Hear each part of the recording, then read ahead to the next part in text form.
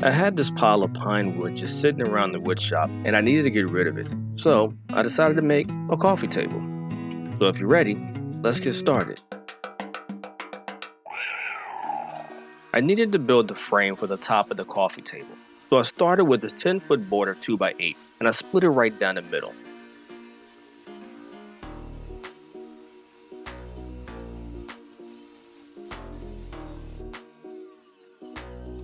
Next, I headed over to my planer. I wanted to take a little bit off of each side just to clean the boards up a little. The model of the Makita is a 2040 15-inch. They don't even make it anymore. I bought it secondhand off of Craigslist, put $200 into it, replacing the feed roller. And let me tell you, this thing is a workhorse. You can see it's just producing loads of chips, lots for me to clean up later. To build the frame, I cut 2 boards at 40 inches and 2 boards at 48 inches.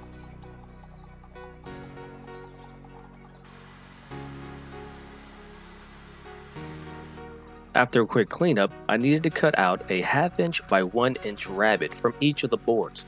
I started with this scrap piece just to make sure that I had my cuts just right.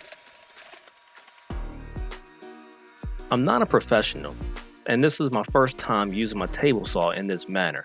So if you see something that I can do to improve my technique, please leave it in the comments below.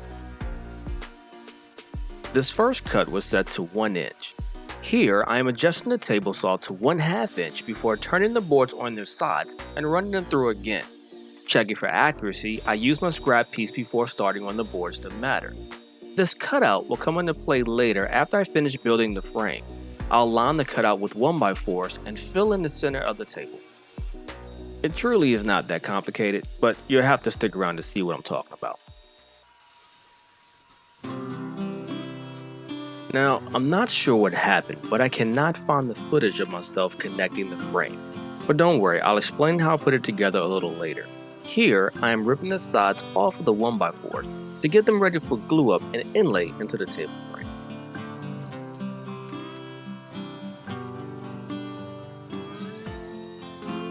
Next, I ran the 1x4s through the planer, adjusting them to 1/2 inch in thickness. I also made sure to turn the boards over after each pass to ensure both sides were cleaned up. Here you can see the frame from the lost footage and how each of the 1x4s sit inside the cutout portion. I did not lose the footage of myself cutting the 1x4s from the sides this time. However, I did forget to turn the camera back on. The glue that I'm using is Tight Bond 3. Not for any particular reason, it's just what I had laying around the shop. I ran a bead along the edge of each of the boards and along the inside of the cutout. And now what I'm doing is weighing down each of the boards and try to get them as close to alignment as possible before nailing them down with my nail gun. Using 1-inch brad nails, I placed 2 in each of the boards and along the sides. After I finish, I'll let the glue set up for a few hours before proceeding. And I'll go ahead and apologize now because in this next clip you can see that I forgot to turn the camera back on. I went ahead and attached the legs and the skirt. Nothing fancy here, but you can see along the frame of the table how they were cut off in 45-degree angles and secured in place with wood glue. You'll also see pocket holes that secure the table to the legs. And before securing the legs, I put just a bead of wood glue on the legs to help give it an extra support after the glue cured.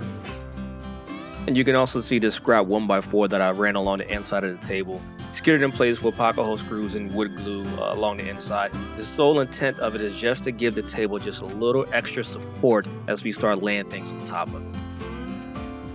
And at this point, it's just sanding and sanding and sanding. Now, what I'm doing here is I had a block planer that I picked up from my time in Japan. And you can see I'm having a rough go at it. The blade is not sharp at all, but it did help take down some of the high spots. If I could do it over again, I'd take my time, learn how to sharpen the blades, and then do it the right way. But I had some fun, so no issues. As I said a few seconds ago, the only thing left to do after sanding is just painting. And well, everybody knows how to paint. But if you did like what you've seen today and you enjoyed the build, I hope you would consider subscribing to my channel and maybe even hitting the like button. And on that note, I'm going to be quiet for the rest of the video. Hope you enjoyed the build. I'll see you next time.